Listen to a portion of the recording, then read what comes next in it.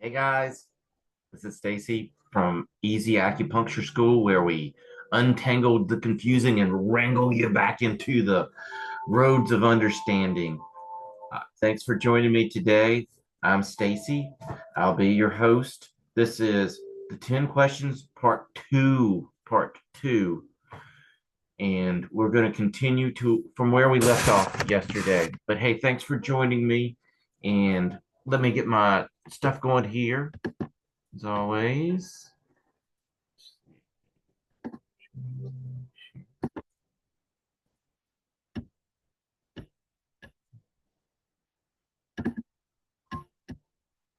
And what I'm doing is I went back just a little bit because I thought of something yesterday that I wanted to further explain or talk about hyperhidrosis.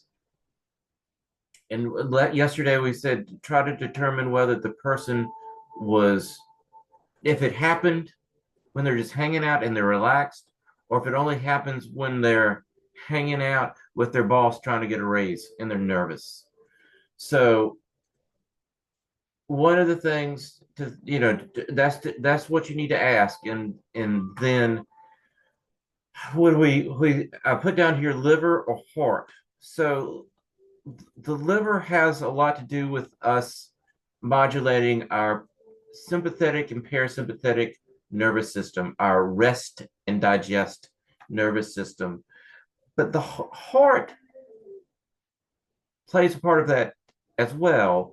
And it's really determining which one, by further diagnosis, which one is to really that has the most players on their team if one of these pop up. But one thing that's interesting about the heart and why I wanted to go back and bring this up is when I was in school, one of the things, because we all know that when you look, especially in the elements, five elements, the heart, its fluid is sweat. And a lot of times there was a lot of emphasis in school about, oh, if you sweat too much from doing, being sweating too much from being overactive and then you sweat too much. It's like if you sweat too much and when you're outside, that could be, you could start getting heart palpitations. Well, they're kind of talking about, if you're having a heat stroke, really, if you think about it, if you've overextended yourself outside and it's blazingly hot and you're sweating a bunch, losing a lot of resources and fluids and minerals, then your heart will start to pound. So that's one of the things that was a big emphasis in my school. But when you think about it, I think the Chinese had more. Of course, that if you're sweating and losing all those fluids, and you're getting to a point of being having a heat stroke, then yes, that would affect your heart. But I think when I think about this more, that the Chinese were thinking about what happens when you're nervous.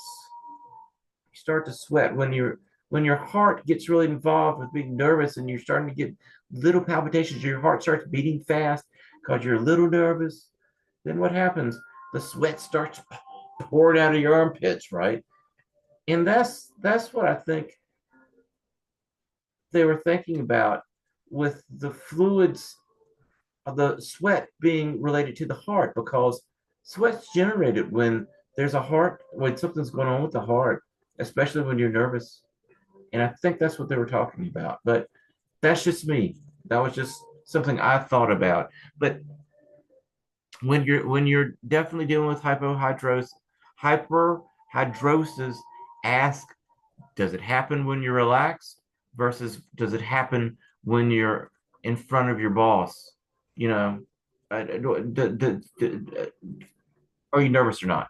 Basically. So let's get back to where we were. Oh, pain. Dun, dun, dun.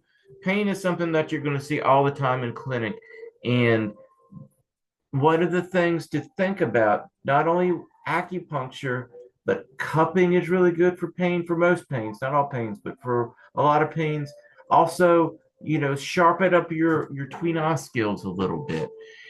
The tween eye is really good. I mean, when I started as an acupuncturist, I had been doing massage forever, And I was like, oh, I'm never doing massage again, you know. And I think I have a lot of students that come in being massage therapists and being a massage therapist for years and thinking, I'm going to get into acupuncture so I never have to do massage again. But massage was, between us, was one of the pillars of healing in the classics. And don't poo-poo it. Don't give it up because you can get still a lot of mileage out of it. I mean, you don't have to do a full body massage on your patients anymore. You're trying to get out of massage work for massage therapists, getting into acupuncture. But I commonly throw in 10 to 20 minutes of twin eye work with people if they're in pain. And man, it sure brings them a lot of relief. Their patients like it. So just saying, don't completely say I'm never doing that again because it's very beneficial to your patients. So pain, what are some of the things to ask about or questions to ask about pain? Pain that's bettered with the application of heat is a cold condition. One of the things to ask your patients about is, do things get better or get worse? This isn't just about, well, this is pain because I was going to say with headaches, especially, or migraines and joint pains. Ask them, does it get worse when it's cold or when it's damp outside? Because a lot of times for arthritic conditions, they'll get worse when it's cold or damp. And also it helps you diagnose what the issues, what type or quality, what the quality of pain is. And then also with migraines, a lot of times you will ask people, is it affected by the weather? Because barometric pressure for some can be triggers for migraines, for headaches too. But for if you have a migraine, ask them that to see. Because really, with this isn't a class of migraines, but when you're treating somebody with migraines, is really one of the things to try to help them discover what the triggers are for the migraines. Because once people figure out what their triggers are, they feel like even if they can't get rid of it, they have more power over it. So just ask them that. But pain with that's better with cold condition. Pain that is improved with pressure on the area usually is a deficiency. Pain that is aggravated with pressure is an excess condition. Think about like if somebody breaks their ankle and there's a lot of swelling and you go push on that ankle, it's going to hurt. That's because it's an excess condition. It hasn't built up over time.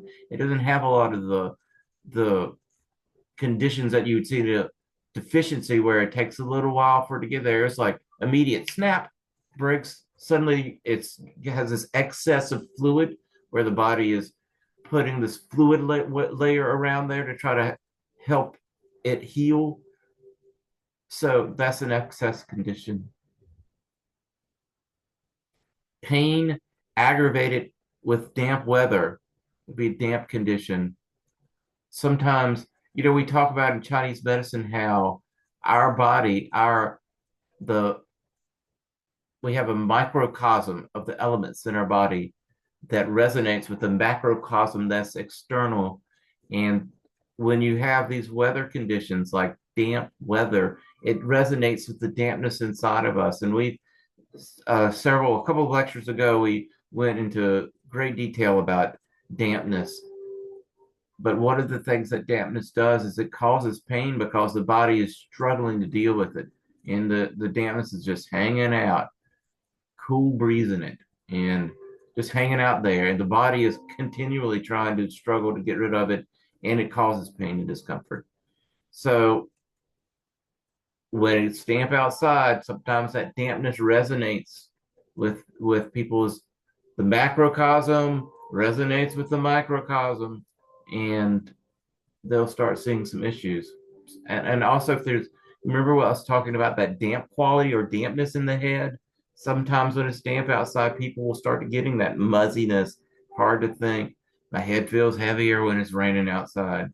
So anyway, ask them about what the weather conditions. Ask them if rain affects their condition, rain or cold. Pain associated with bloating, fullness, or distension, chi stagnation. We've talked about that before in previous lectures. But you get this distension quality because the energy is just stagnating in an area. Pain that is sharp and or stabbing, blood deficiency, or I'm sorry, blood stagnation. Blood stagnation in areas of, say, that have been traumatized. You want to ask, is it sharp or stabbing? I mean, I wouldn't say boring, even though it's the classical definition of stabbing, because if you say boring to a patient, they have no idea what you're talking about. They'll think you're talking about boring like Snoozeville boring or something. So just sharp or stabbing. And then a lot of times that sharp or stabbing stagnation, it might be in here, maybe not. That pain you'll see commonly pop up at night. You'll ask people, oh, so you get sharp and stabbing pain. Is it worse at night? And a lot of times they'll say yes. Nothing in Chinese medicine is 100%. You'll have somebody come in and say, no, it's not. But a lot of times people will say that their pain, ask them when their pain is worse. Beginning of the day, maybe that's going to be on the next page. We'll get on if it's not the next page, I'll talk about that. Pain moving from location to location, either chi stagnation or wind. Both of those are common factors in pain that moves around. Dull pain that is worse with fatigue, chi deficiency. Oh, it is because, and we've talked about how the chi, kidney chi a lot of times, but vitality in general will help support areas that are not vital. And so when you're really tired and fatigued, you don't have that energy to help support what needs support. I'm not talking about the spleen upholding things. I'm just talking about support in general. And then when you don't have all that energy, you don't have the support. So then the aches and pains start showing up. It's kind of like you have a battery and the Energizer Bunny. You remember those commercials where it's banging the cymbals? But as the battery starts to run out, the cymbals slow down until they completely stop. So that's what they're talking about. When you're tired, you have less support in your system. No, okay, let me go back here for a second. So one of the things too is with pain, ask your patients, how is it? At what time of day does it get worse? I mean, if they say, oh, I don't really run into any issues in the morning when I first wake up, but by the end of the day, I'm dragging. That's chi deficiency because you're using your chi up. You're using you're vital. You wake up, you're recharged in the morning, but then you at the end of the day, it's like you've got a big amount of chi, and then it starts to slowly go down because you're using it up. So that's why sometimes if they're experiencing at the end of the day, that's a chi deficiency too. And then I was just thinking about, like, also with pain, ask them about, does movement exacerbate or benefit your pain? Because if it exacerbates, it's going to be more of, I'm going to just put this in Chinese medical terms at first, probably an excess condition. But I would think it of not, when I'm not thinking in a Chinese medical terms, I would think it's more of some kind of structural issue going on. Whereas if movement makes it feel better, then it's going to be some kind of stagnation quality to it. And once you start moving around and get the fluids moving, get the energy moving, it feels better. That's there's some kind of stagnation going on. Think of cupping or ashing around that area to get stuff stimulated. Okay, so let's go to the golden toilet. Questions about elimination. And why I put this picture, because like I said before, I have pictures that are kind of funny, but they're also pictures to make mnemonics in your brain because actually asking people about eliminations, you better get used to it, is extremely important. The information you get about somebody's elimination is golden, like this toilet. So anyway, let's look at what it could be. Urine and stool. Ask questions about elimination systems and provide that's what I just said. It provides important indications about the functions of the kidneys and the digestive system. So that's really what it's talking about. It's like when you ask people, what's your poop like? I mean, I don't say that to patients, but you always say it, and let's see if I say, yes, I do. I was getting ready to say this. Ask them if they have a daily, well-formed bowel movement. Because if you just say, oh, hey, do you have any problems with constipation or diarrhea? No, no, not at all. And then later on in the conversation, if you're like, so how frequently do you poop? Oh, I only poop like once every 25 days, or like, once every 4 days, or I poop 15 times a day. You really want to find out, do they have a bowel movement daily and is it well formed? And then I go into, and we'll talk about this in Chinese medicine. There's three different types of bowel movement. There's the round balls. There's a brown banana shaped, brown, hence the name. And then there's a thin ribbony stool, and that's outside of just constipation and diarrhea. But we'll get into that more in a second. You're gonna find out more about poops than you ever wanted to find out. But anyway, let's get on it here. So urination. So incontinence, you think of kidney deficiency, unless there is some neurological issues. So that might not be necessarily a kidney issue, but quintessentially, if everything's great and they're incontinent, then it's probably kidney deficiency. Retention of urine, kidney deficiency, or damp heat, UTIs. Also, make sure there's nothing neurological going on, because that will be something completely different than kidney deficiency or damp heat. Also, if the person's past the age of 50 and it's a male, you can find out about prostate, if they've had a history of any prostate issues, because prostate issues can also cause some urine retention.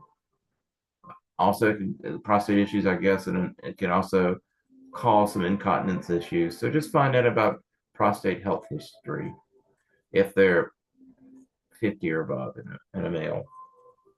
Incomplete urination, qi and or yang deficiency may also be dampness. Once again, it's the same things about looking at, is it yang deficiency? Is it a UTI that's causing some of this dampness, damp heat in the bladder?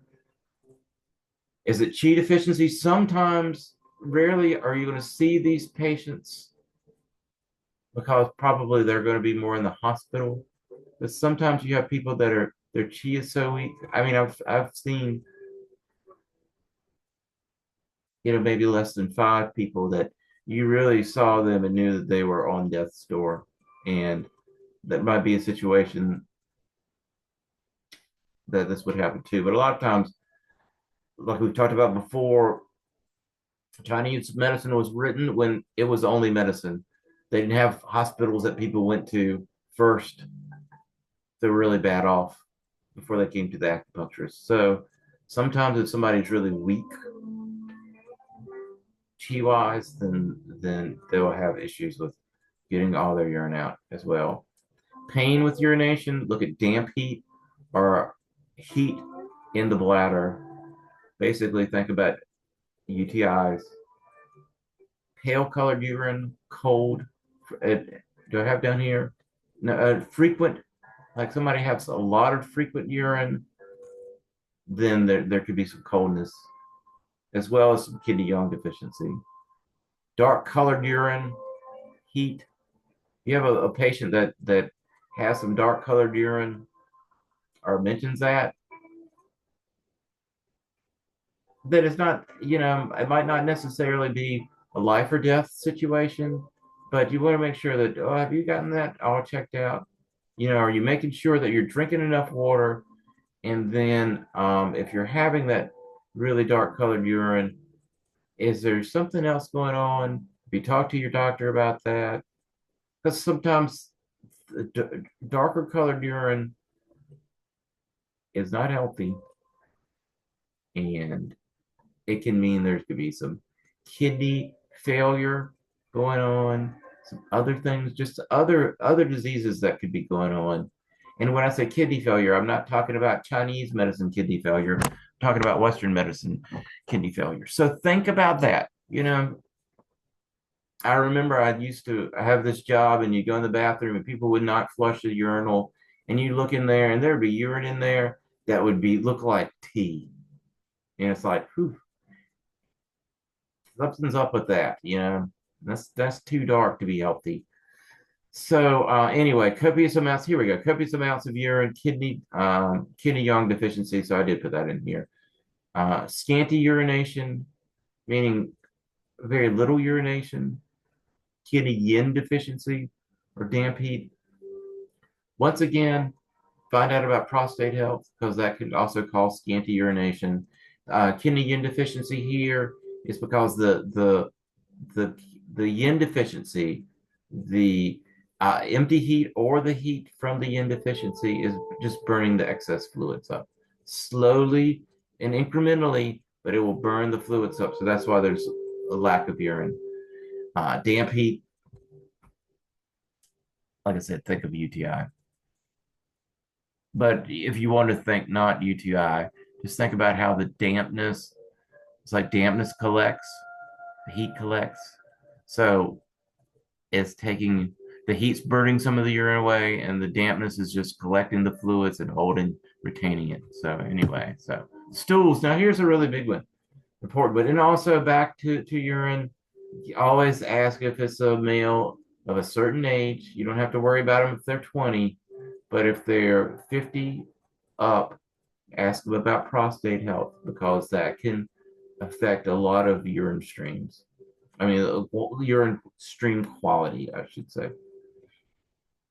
Stools, constipation with heat signs, meaning yellow tongue, the stuff that we would typically see with heat, rapid heartbeat, pulse. That equals heat in the stomach or intestines. And also, you think about, we've talked about the depressive heat before.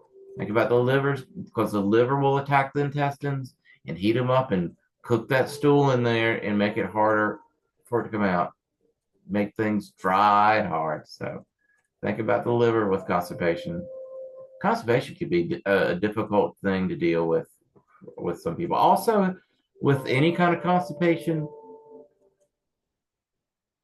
ask your patients about what medications they're on. You should have that anyway in your intake, but sometimes you fight an uphill battle, meaning like the medicines that they take cause them to be constipated, and that makes it even harder. Or supplements, like sometimes if somebody has taken an iron supplement or something like that, that can cause constipation. If they have anemia, things of that nature, and their doctor gives them a hardcore iron supplement. I just had that recently, and then it just makes it very difficult for some patients to for you to be able to work with the patients. Not that they're ornery, but it's just because you're fighting an uphill battle sometimes. Constipation in elderly patients. Also think of blood deficiency as well. If it's not a kidney yin deficiency, think of blood deficiency. And I guess I will say kidney yin deficiency because I have a patient that I was recently, I mean, just yesterday seeing, and we've done almost everything with her supplements. You look at fiber, water intake, herbs, do everything. And then it's like things aren't working out quite as well. And then very funnily, so I know I would have asked her about this before, but it just came up that she was having all these hot flashes at night. What does that mean? Kidney yin deficiency, probably. And then it's like, oh man, I bet you that long-term kidney yin deficiency is the root of what's heating those bowels up and cooking that constipation, or cooking those stools up and making them constipated. Hmm. And so we started working on that, and it's not going to be a miracle cure. Unfortunately, it's going to take a bit to try to build up the kidneys so there's not a yin deficiency anymore. But anyway, something else to think about with constipation. Small stools, pebble-like, round balls. I used to say rabbit pellets, but those are deer pellets, but those are a little small. But anytime that you see balls in the toilet, it usually has something to do with liver qi stagnation. I've got a heat in the stomach or intestines. It can be that. But when you think about the liver attacking the spleen, with the liver being more prevalent, generating more heat, causing the stools to be, like I said, little balls. Sometimes I think also when people talk about their bowel movements and they say they're broken up into little pieces. So I think of that sometimes as well. Infrequent, but not dry bowel movements. Liver qi stagnation. Still, that's borderline constipation. So that's what we think about that. Alternating diarrhea and constipation. We talked about this last lecture, not part one of this lecture, but the lecture prior to this. Alternating diarrhea and constipation, 9 times out of 10 is the liver invading the spleen. 9 times out of 10. Ask them about what their stress level is, and does it get worse with this pattern? And if it does, then, like I was saying earlier, the liver really has a lot to do with our being able to modulate sympathetic and parasympathetic system, and that will cause these issues that we're seeing. It means they're stressed out, their liver's not really handling it well, and then what is it doing? It's attacking the spleen. So chronic diarrhea could be chronic qi or yang deficiency, because you think of the pattern of the spleen and kidney yang deficiency. It causes a lot of loose stools. Chronic qi, and these also, if you think about it, it talks about too. If someone's vitality is like, if our systems are globally weak, then we might have the runs,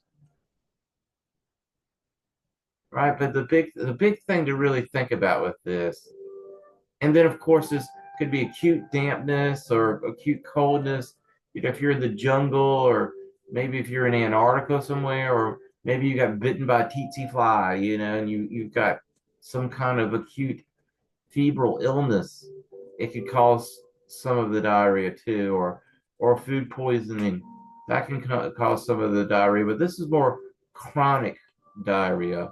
And if you have somebody whose system is compromised, you could see some chronic diarrhea. But the big thing is, if somebody has chronic diarrhea and they don't have any of the other, oh, I'm fatigued. Let me not say not fatigued. They're not coming from the hospital. They've not been hospitalized. They don't have any of these acute things or food poisoning, and it's chronic. Then think of the spleen. Think of the spleen first. Urgent diarrhea with heat signs. That's damp heat or heat. Any kind of urgency is heat related.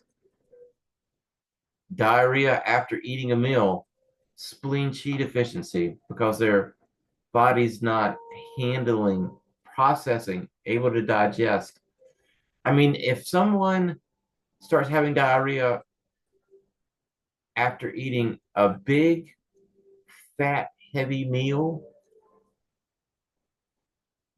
make sure they have the gallbladder. Because sometimes, we have patients that come in that will have had their I can't talk, sorry, gallbladder removed. And it's a common procedure in the US.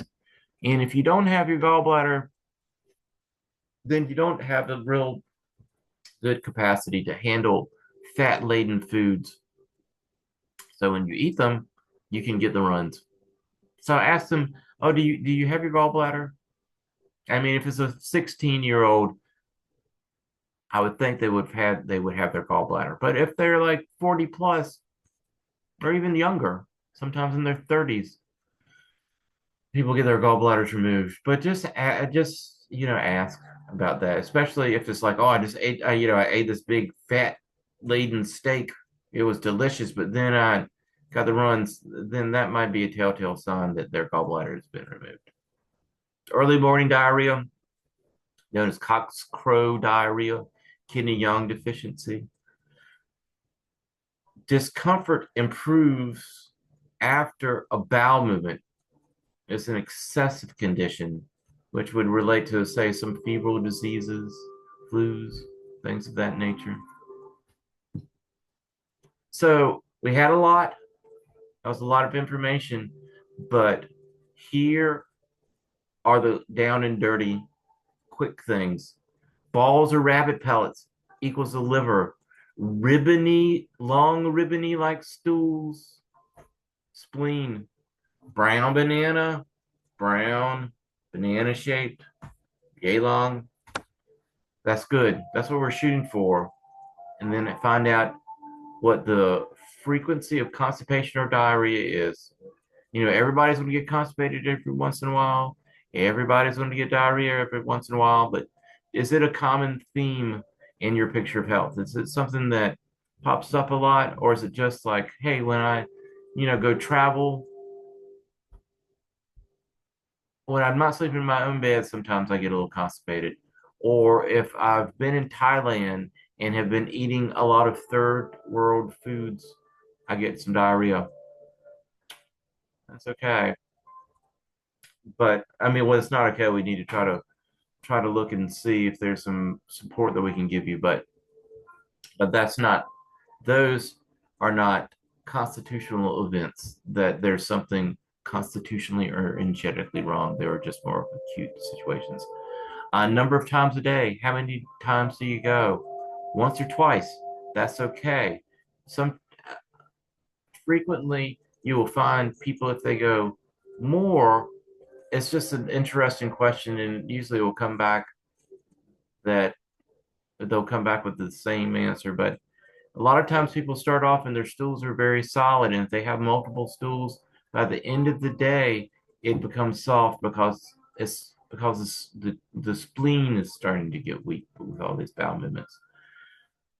But really, what you're shooting for is you want somebody that goes to the bathroom about once or twice a day. If they go more, then you need to do some more investigating. So questions about digestion. Let's see.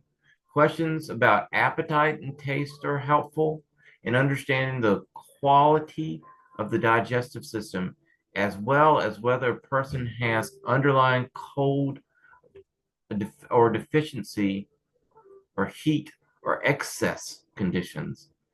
So one of the things I was thinking about this before I got to the what was underlined. Let me go back here. Oh, so sometimes when people will come in and talk about, I have very little appetite, or I don't really feel hungry a lot.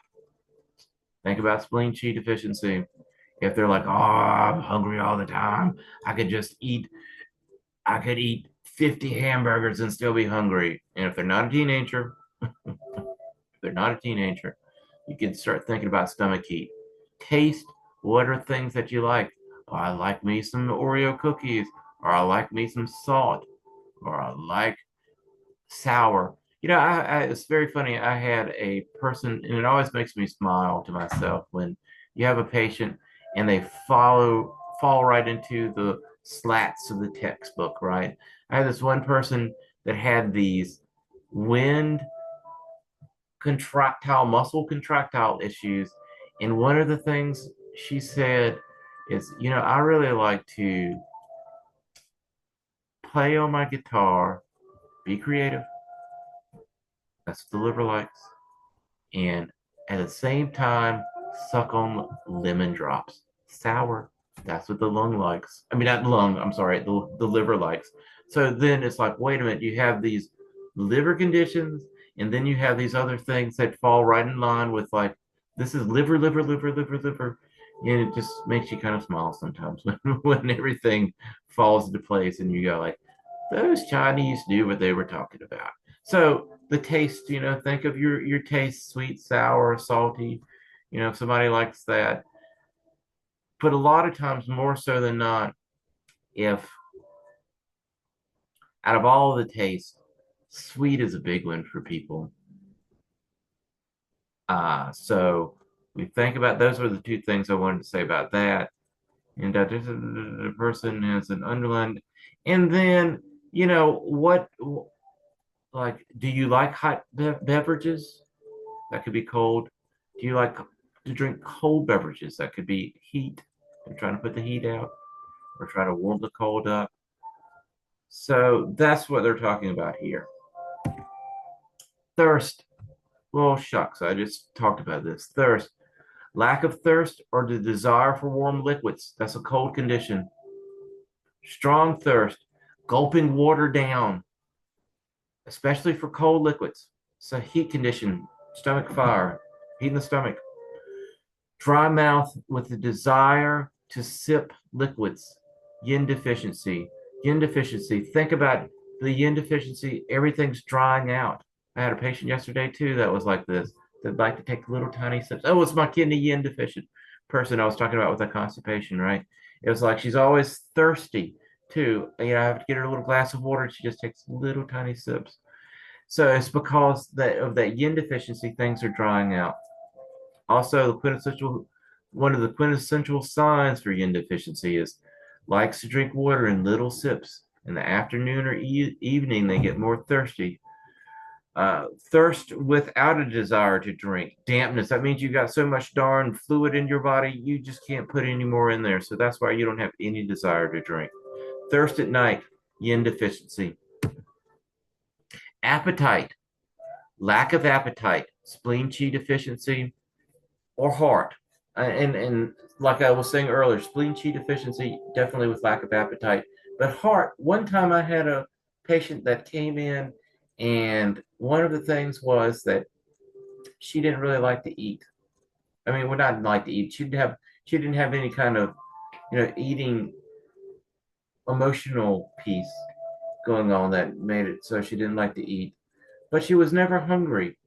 And we worked on the spleen, spleen, spleen. And then one day I was asking her about something or questioning her about something, and she's like, yeah, well, everything just tastes like cardboard, and I don't find any joy in eating. And I was like, oh my gosh, the problem is like the lack of joy, heart, the lack of joy. You don't have any joy in eating because there's no joy in your heart. Well, I mean, she also has some depression issues. And we were, working with the liver, because usually the liver is involved with that. But it's like, oh my gosh, it's gotten to the heart. That was a long time ago, I guess, before I really studied emotions really well. Um, and I was like, wow. And as soon as we started treating the heart, her appetite got better. So that's why I have heart in parentheses there. Insatiable appetite, stomach heat, or teenager, I should put in parentheses. Fullness or bloating or distension after eating. Food stagnation. When somebody's stomach gets big with food. So food stagnation or spleen chi deficiency. So I think this was the last lecture, not the last video of this lecture, but the last lecture we talked about food stagnation, and I have a patient that you don't see it because a lot of people are going to come in because I ate too many hamburgers and drank too many beers, and that's why. And this food just sitting in my stomach. They're not going to pay you the big money for you fixing that. But I did have one patient that had this food stagnation issue where it was like they could eat very minimally and then still get this feeling of fullness, and that was from food stagnation. We worked on that with some herbs. But anyway, so that bloating sensation could be food stagnation. And sure, if you had somebody that came in and was like, I ate 5 hamburgers last night at 12 o'clock at night after drinking like a 12 pack, then that could be food stagnation as well.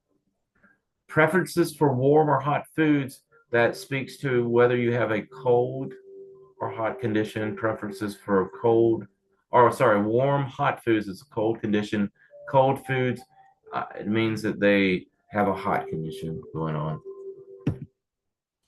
Questions about sleep. Sleep is very important to find out. And the big things are, do you have problems falling asleep or you have problems staying asleep? And then the other thing that you'll see sometimes with people is like they're asleep, but they feel like they're between being asleep and being awake, or they easily wake up. So let's see what this says.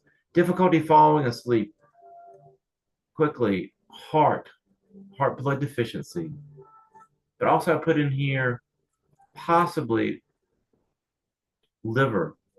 And that's if the person is stressed, it's like a young executive, they're always on the go, then it could be liver stress that's keeping them up. Find out what time they wake up too. Wakes often, heart or kidney yin deficiency. The kidney yin deficiency gives you that empty heat, hot flash thing that can kind of wake you up. Also, kidney yin deficiency can make you feel a little restless because of that empty heat. The empty heat can heat the heart up a little bit, so that makes you restless. The heart, remember we talked about, that was the last lecture too. Sorry, the heart, we talked about if there's a prevalence of blood deficiency, then the blood is what makes the heart a supple place for the shin to come back in to rest at night, because you see that in the classics where it talks about the heart is the place where the shin comes in to rest at night. I think of it like a little bird coming back to its nest. And if the nest is nice and supple, then the bird can put its little head under its wing and go to sleep. But if it's dry and brittle because it's not supple, then the bird's just going to be restless all night, flying around, so people can't will fall asleep and wake up because the bird is running around all over the place. So that's why they're saying heart and kidney yin deficiency. No, you don't have a energetic bird flying around your body. There's nothing about a bird. It's just symbology. That's what my symbology, not Chinese medicine. But a lot of times, if they don't have the blood to ground their shin, to ground their energy, then they'll feel like they're asleep but awake. All I tell people is that, like, you're having problems with cyclical thought. I don't know if that's on here, but we'll talk about that. Or is it like, do you feel like all the lights are on but nobody's home? And that's going to be, you're not having enough blood to ground things. It's like, there's no reason for the lights to be on and nobody to be in the house. And it's the same thing about, there's no reason for you to sit there and you're not thinking about anything, but you still can't fall asleep. And typically when they have that, when I explain it to them in that way, then they're like, oh yeah, that's what it is. And when it's that, it's usually has something to do with the heart and the blood not being well nourished, so we can turn the lights off, so to speak. Nightmares or violent dreams. It could be if the heart, if it's really hot and heated up, then the motions can start to go awry, and that's when you can see some of these dreams. But a lot of times, I more so think about this with the liver, because In the classical Chinese medical text, they talk about the hun, the spirit of the liver, how it enters, it goes in and out of the body at night. And it's interesting, the Chinese, when you look at it in the classics, they talk about how the hun leaves the body to roam so it can process what it experienced during the day. So it's kind of like us dreaming, we process our dreams help us process things. And when the liver is restless and the spirit starts to become more erratic, you start having these very prolific, strong dreams. People have these nightmares that it's dream disturbed sleep or vivid dreams. A lot of times has something to do with the liver. The liver is agitated, heated up. So think about that when you see somebody that has these nightmares or violent dreams. Restless sleep after eating late, retention of food. It's like if you go out and drink all night and then you go to, Burger King at 1 o'clock in the morning because you got the munchies, and then you eat 4 hamburgers, you're going to start having this retention of food where, oh my God, I can't sleep now because my stomach hurts. That's what they're talking about. I mean, I'm being a little facetious about, time went on and going out and eating 12 hamburgers, but you get the gist of it. If you eat too late and you eat too much food and your stomach's feeling a little bit off and it's causing you not to be able to sleep, then that's more than likely you haven't had enough time for your food to digest, so you're getting some food retention. So another thing to ask about is the thorax and the abdomen area. It's like in Western and Western medicine a Western medicine diagnosis is usually helpful if they have these conditions, because you want to make sure if their liver hurts and they're in pain with a specific organ or organ area, or if you want to make sure that they don't have hepatitis, or they don't have something that's going on that's beyond just being energetic, because you want to be responsible and safe for your patient. And if it's like they come in and underneath their rib cage their liver is swollen, well, you can't see, it was swollen out really big, it's like you need to go to a doctor. I can potentially help, but you need to go to a doctor if it's something that's very excessive. So that's why I was saying sometimes a Western medical diagnosis is helpful, so you know that there's nothing life threatening going on. Then think about pain in the hypochondric region. We talked about that right underneath here. A lot of times that would be symptomatic for liver qi stagnation.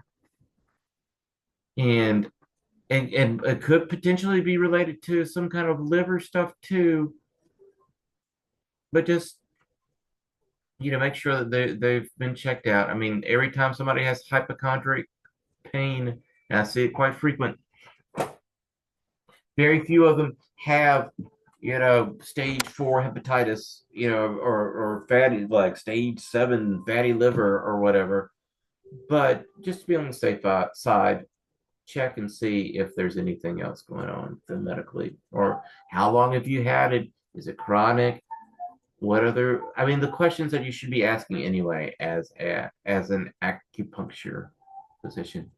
So, but a lot of times that hypochondriac pain, if there's not a organ issue, non-energetic organ issue, then it usually indicates there's some liver qi stagnation going on. It's commonplace for it to get hung up. Pain in the chest area. A lot of times it could be heart blood stagnation. But if somebody's having chest pains, make sure they're not having a heart attack. Pain in the chest with a cough. Lungs, typically. Costal pain on the side of the body. That's what it's talking about. Liver and gallbladder, yes, because that's where the channels go. But sometimes you can have intercostal pain that might not necessarily be related to that. Sometimes that can be chi deficient. Well, I'll leave it at that. Well, sometimes they can be chi deficient, but first of all, and sometimes they'll have basically these pains that are in the joints of the ribs, right where they connect to the sternum. So I'm not sure if that's going to be necessarily I mean liver, river. I'm talking like Scooby Doo. Liver is. I'm just checking because I've got a patient coming up. Liver. I would think of that being more kidney area. Where those facets of the lungs meet the sternum. So let's see here. Costal pain, hypochondriac pain. We've already talked about that. Liver chi stagnation. Epigastric pain could be food retention or stomach heat. Think about epigastric above the navel. If that's where your stomach is. Sometimes when people go, "Oh, my stomach hurts," well, your stomach's really up here. So that's epigastric. This is more of your small intestine area, large intestine, liver, spleen. So, learn make sure you know where your areas are. Because I had someone, it was interesting, come in today, and she has some pancreatic issues, and she was pointing to the wrong side of her body. I was like, wait a minute, that's the side that your liver's on. So that doesn't necessarily mean that you're having pancreatic pain right now. But then we talked about it more, and it could be referred pain. But um, make sure you know where everything's at. Lower abdominal pain could be blood stagnation. Sometimes people think about when their lower abdomen is a lot lower than their lower abdomen, meaning it's like sometimes it can be blood, uterine stagnation, blood stagnation, liver or chi stagnation, interior cold or damp heat, bladder areas, you can get cold or a lot damp heat with UTIs, things of that nature, coldness in the small intestines, which would be really hard to, I would think, diagnose a lot of the times. Because Borg barigmy, which is like where your intestines are making a lot of churning noises, that's one of the quintessential signs for the small intestine. But anyway, think of lower abdominal pain is below the navel. That's the big thing. Now, this is another one. Questions regarding gynecological issues. The status of a woman's menstruation cycle is a very important indicator of her overall health. So you want to find out if their cycle is regular every 28 days, um, and then other factors of their like menstruation, things of that nature. But we'll talk about that. We'll talk about that. So hold on. Here we go. So the gynecological issues, early periods, spleen deficiency. Sometimes you think about like the spleen not holding the menses up, but more importantly, you usually think of heat in the blood. That would really cause this earliness of menstruation. Late periods, blood stagnation, things hanging out for too long. Basically, that's what blood stagnation is. Deficiency or cold conditions, that can also cause some menstrual latency. Irregular periods. We've talked about this many times about how the liver controls the blood. Here's the liver here, and that's my imaginary liver's right here, and it's squirting blood out, on each side. But it regulates the distribution of blood. So if things are off, look at the liver because then there could also be these stress components. Think about like the freshman amenorrhea. They talk about how when young women first get to college, sometimes they'll become amenorrheic because of the stress.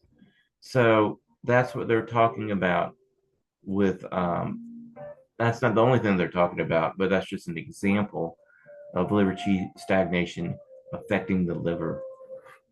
Heavy periods, heat in the blood, or qi deficiency. Now, this is interesting too. Um, I had a patient recently that was menopausal and she was having these really heavy menstruations, and it had something to do with estrogen as well. So other things to think about. Scanty periods, meaning not heavy periods, could be blood stagnation. Once again, the blood's not flowing freely, or it's deficient, or there could be a cold condition. One of the things, and it would have to be in here somewhere, but oh yeah, it's right over there. Never mind, I'll get to it when I get to it. Bright or dark red blood, heat in the blood, pale blood, blood stagnation, or cold condition. Blood clots. Now, this is an important one. It's like a lot of times when people have painful periods, I often ask, do you have a lot of clots? And they're like, how did you know? Because a lot of times clotting will go hand in hand with menstrual pain. Not always. I have some people that don't, but more than half will. Um, so you can ask them about that. If they do, and if they do have clots, it would be blood stagnation. You need to try to think of what think of techniques to try to move that stagnation in the pelvis. Move the energy, or if you use herbs for that. Leukorrhea. This is the funniest thing, and it is a big deal. I thought for sure when I was a student, leukorrhea would be like everywhere. Yeah, I don't know. I guess maybe it's just my patients that I've seen, and I have seen a lot of folks, but it's not as prevalent as I thought. But it's good to know, because when somebody does have leukorrhea, it's good to know these differentiations to know how to treat them better. So when the leukorrhea is more white, it's a cold condition. When it's more yellow, it is a heat condition. When it's green or red/white, it's damp heat. And when you say green or red or white, whoa, that's crazy. But I think that means it's becoming more, damp heat will cause more of an infection, and that's what some of the residual. Well, that's what when that's just what you would see, because things become more purulent or in infected. So you'll start getting these different colors, pussy colors, So, but anyway,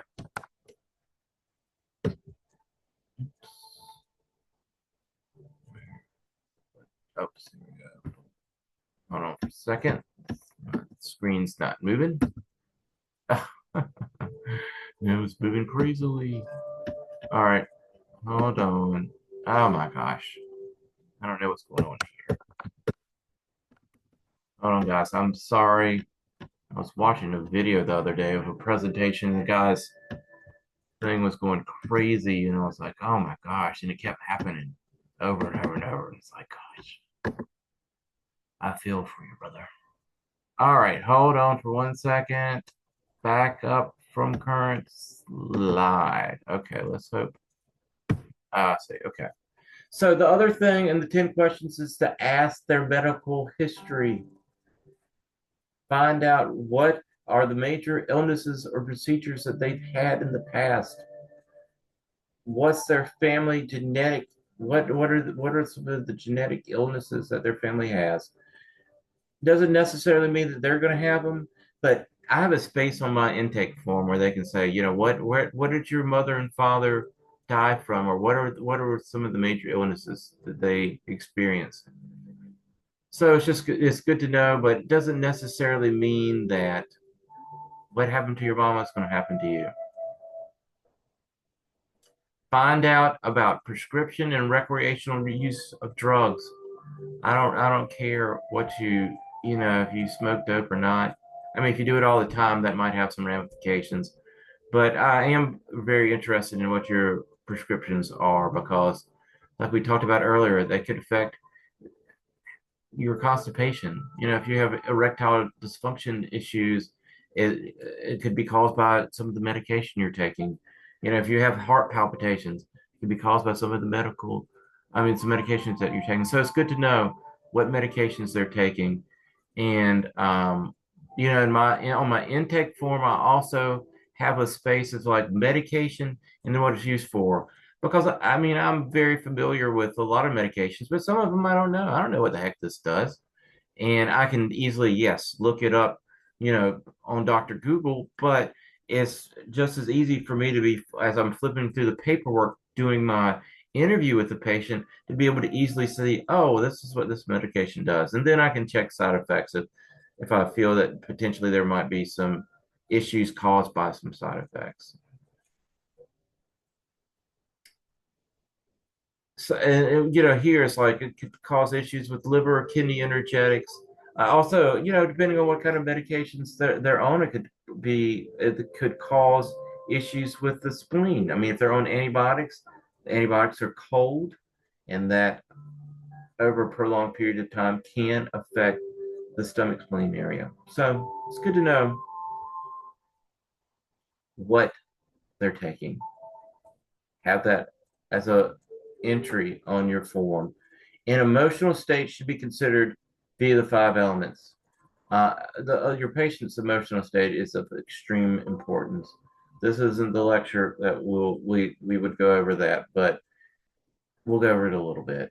But you really need to find out what's your stress level like? What's your stress level like, and um, what are the major emotional arenas that they reside in? Do they worry? Do they get frustrated?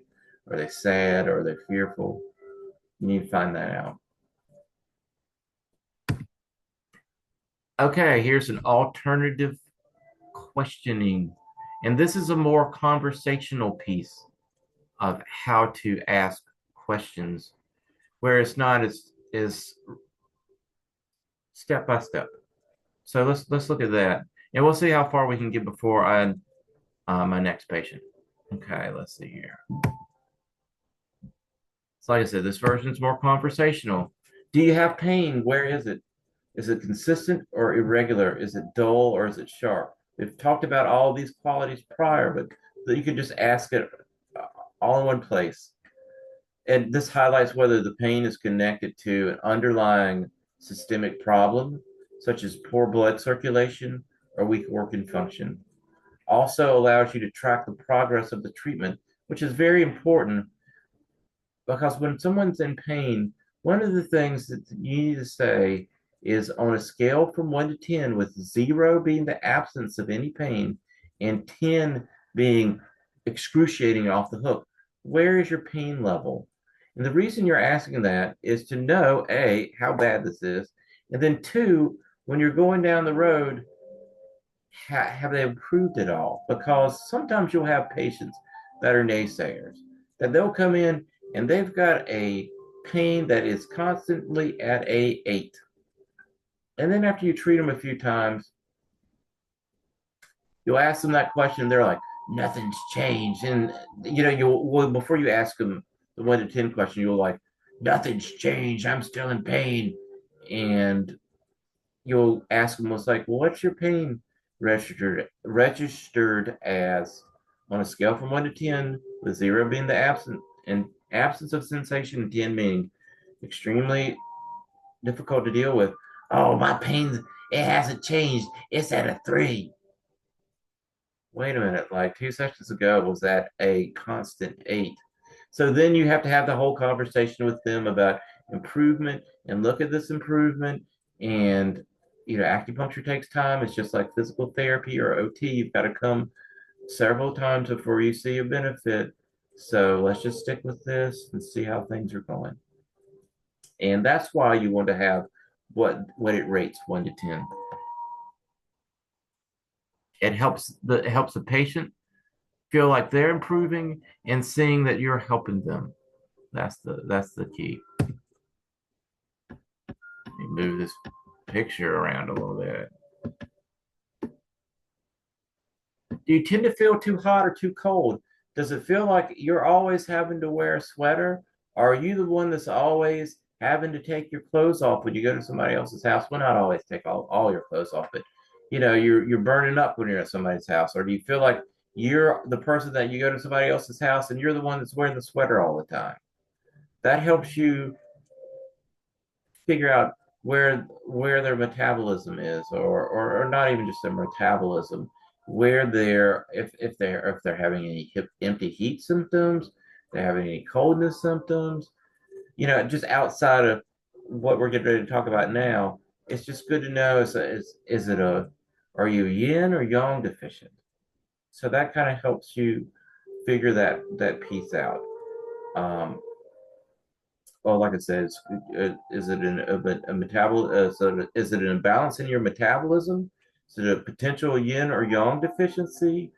People with too much heat in their bodies often have high blood pressure, insomnia, agitation, and toxic blood in organs. Well, like if you're stressed out, you can have high blood pressure. The insomnia piece, the agitation piece, all empty or a lot of times into heat, but not always. It's like if you're yin deficient, you have that gradual uptick, like we've talked about prior or previously, of where it's burning up your fluids, and you don't have the grounding capacity that you used to have because it's burning up the yin fluids, the blood. Then you will become a little more agitated, a little more restless. People who are cold often have low blood pressure, fatigue, dizziness, stabbing pain. Why stabbing pain? Because of blood stagnation. Why blood stagnation? If you've got chi deficiency, then which was common with cold people, because remember we talked about how chi is typically warm in nature. So they're getting a little chi deficient, so they're not as warm. That's why they're cold, and their blood's not. Uh, sorry, I was starting to meander, but the reason they're having the stabbing pain is because of blood stagnation. They probably have chi deficiency, and that chi leads the blood around. So if the blood's not being led around by the chi, then it's going to get stuck in a place, and then they're going to have some blood stagnation issues.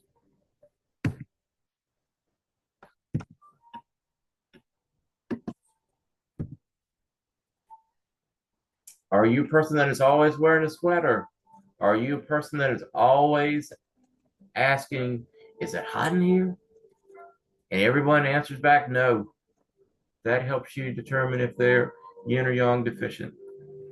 I used to go to a gym one time, and there was an old fellow in there, and you'd see him on a stationary bike, and it would be summer or winter, no matter what. That poor guy was wearing a sweater.